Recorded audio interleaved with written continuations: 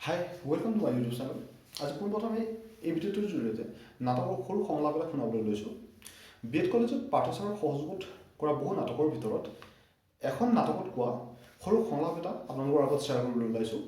সেইটো ভাল হৈছে নে বেয়া হৈছে আপোনালোকে নিশ্চয় কমেণ্ট বক্সত জনাব বুলি আশা কৰিলোঁ। তেন্তে এতিয়া আপোনাক সংলাপটো শুনো। প্ৰিয় বন্ধু অমৰ, পোনপ্ৰথমে মোৰ মৰম লবি, তহঁতৰ সকলোৰে ভাল বুলি আশা কৰিছোঁ, মোৰো ভাল বুলি ধৰিবি। তহঁতে চাগে খুব খেলিছ ন? মই ইয়াত একো কৰিব নোৱাৰা হ'লোঁ। মোৰ গৰু, ছাগলী, কুকুৰ, মেকুৰী আৰু ভাটৌ চৰাইবোৰ খবৰ লৈ থাকিবি। আজিকালি মই কথাবোৰ পাহৰি যাব ধৰিছোঁ।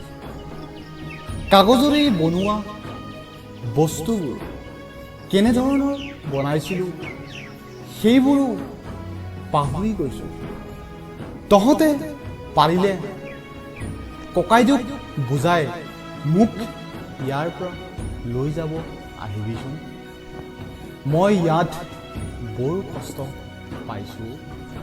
শেষত মোৰ মৰম লবি।